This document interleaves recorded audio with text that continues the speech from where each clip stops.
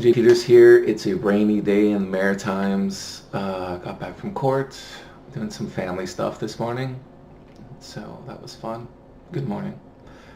The old theft, all right? So here's my spiel, all right? So what are they saying you took? Where is it now? That thing they're saying you took. How much is it worth? All right? If you have it, can you give it back? Or can you pay back for the full amount of it if you don't know where it is or whatever? Is there someone who saw you take something, the thing that they're saying you took? And is there any video?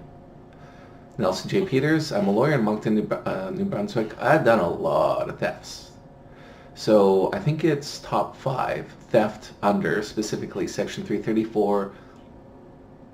I'll answer in the description, either A or B. I think it's B for under and A for over $5,000.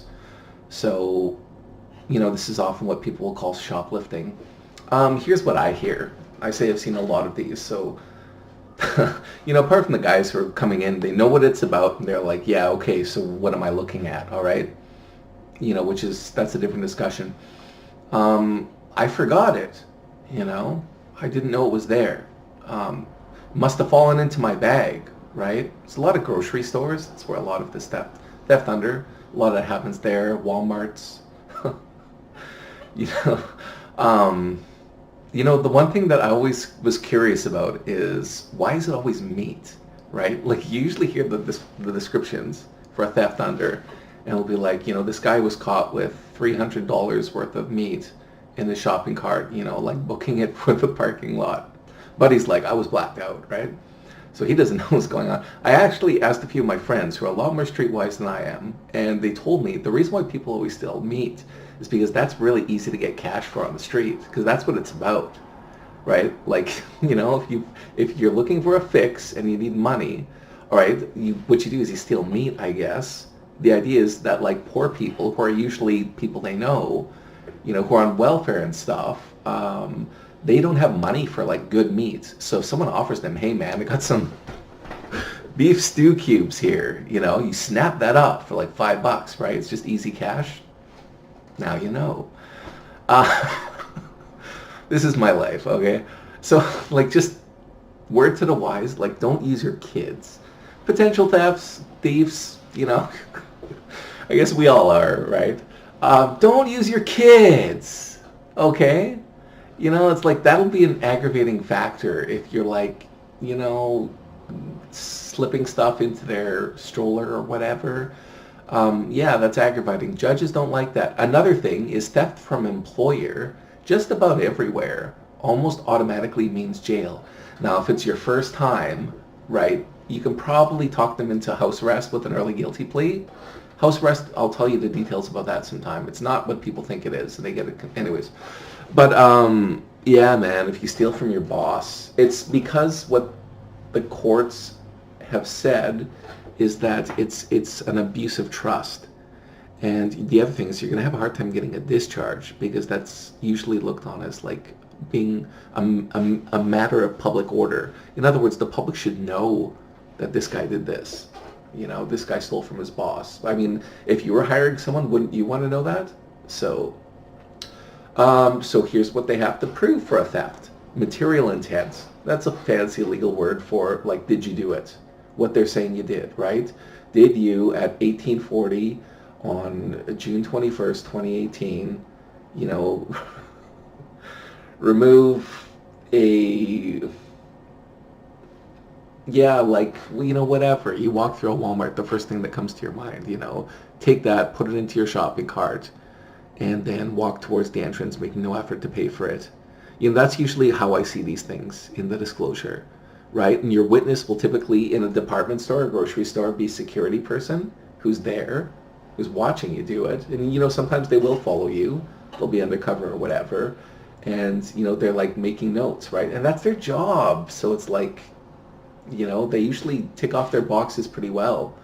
So that's why a theft under in a lot of circumstances, it's kind of hard to defend at trial, So realistically, you're likely more looking for, like, how are we going to get a good deal for this if we plea out?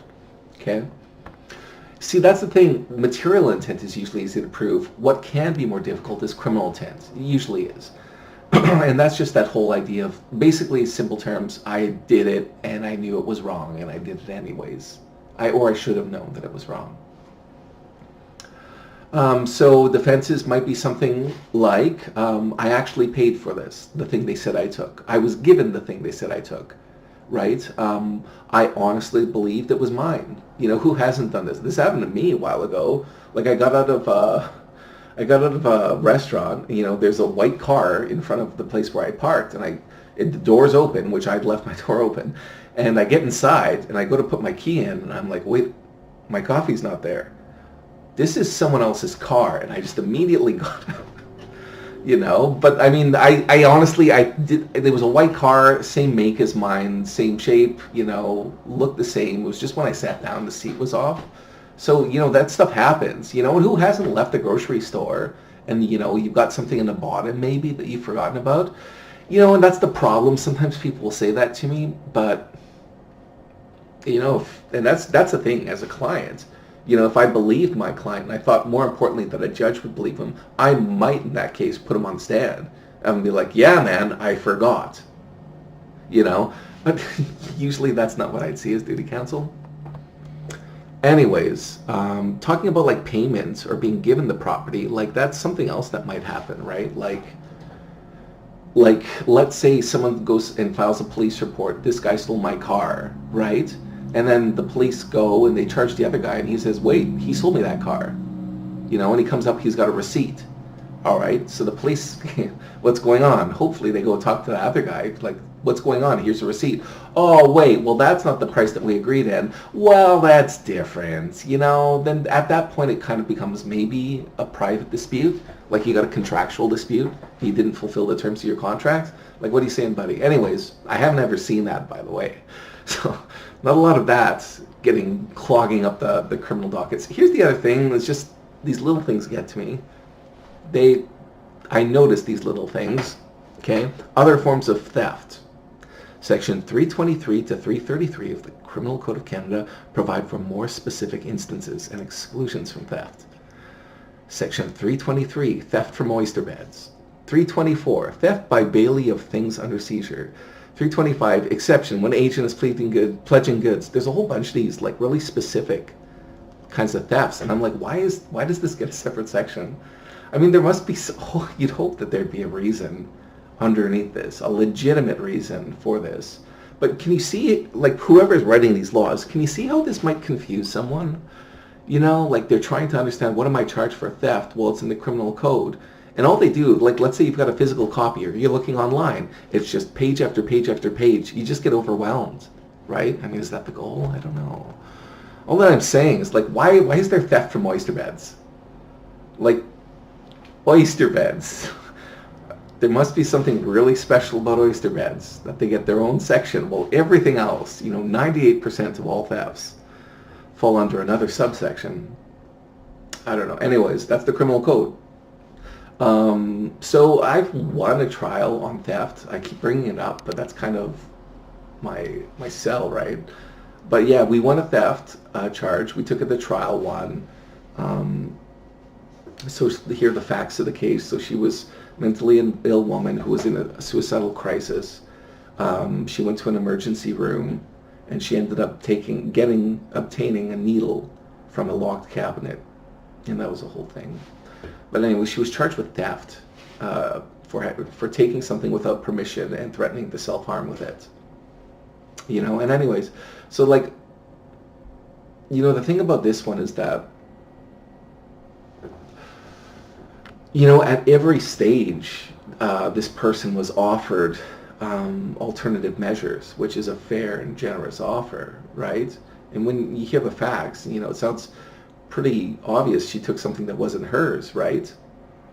But, I mean, this was my defense. My defense was that there was no fraudulent intent, which if you read the section of the criminal code, that's what it comes down to. Like, all of these defenses, it was actually mine, I paid for it, I forgot about it. All of those mean is that you didn't have fraudulent intent when you took something that wasn't yours. Okay. Anyways, yeah, so she was off. She wouldn't plead out, and it's like, I kind of respect that on the one hand. At the end of the day, I'm there to get instructions for my client, but you see these people who are going through these crises, and there's something about it that's immensely powerful with seeing those few people who don't break under circumstances that most of us would. Let's be honest. I see a lot of normal people in court too, right? Anyways, so yeah, she went to trial. I had to cross-examine these doctors. Anyways, we won the trial. She was found not guilty after the trial, and it was looked upon as like a decision that was a very wise decision, especially in terms of its treatment of mental illness, which I think we're still figuring out as a society. Anyways, my whole point is that that's not a typical theft. In a lot of the typical thefts, you're looking more likely at a guilty plea. And if you're looking at a defense, then it's going to be one of those things that I mentioned. And in that case, you're probably going to have tricky, funny facts. So I'm not going to try to come up with a typical case. Now you see my analysis and my experience and how that feeds into how I treat a charge like that and how I treat advice, right? So essentially, here's the thing. If you're looking, like I said, if the facts are against you, we got a security guard, we've got a camera, and it's pretty obvious, and you don't deny it, you're kind of not looking to fight it, then really I categorize these as two kinds. You're looking at the one-off theft, like the person who's never come to court before, no criminal record. All right. That's usually one type of theft that I see, or it's like a career criminal with a bunch of theft charges. And once you get over about 5, you're kind of a career theft criminal, it's like, how many times can you steal from Superstore? I'm sorry. You commit a theft when you're on probation not to go to Superstore. Come on, man. Anyways, so yeah, a lot of the time you can resolve this. Like I said, we were offered alternative measures. That's a way to have no criminal record, maybe do some community service. And the idea is you don't come back to court. This is your chance. Your get out of jail free card, right? So keep in mind, usually that's enough to keep people out for real. But once you're at this game for a while, like I said, if you're at the same store, if you got jailed last time, people will say, well, it was just, I needed food, Well, you were given 45 days for your last theft under. It was within 2 years. This is when you start to get that specific deterrence. The judge will say, this person's not learning their lesson. The only way the court can deal with that is to raise that jail time. So they know, okay, you continue to do this, you're going to get even more jail next time, to try to deter them from doing it in the first place. Which, believe it or not, yeah, it's a big part. Do you have a defense? You got charged with theft. What do you got? Read your disclosure with a lawyer. Get them to take a look at the facts and see if you can find something. And then if not, get the best deal you can. You can do that with me. Or you can find your own. Anyways, I'll leave it there. That's theft. Thank you.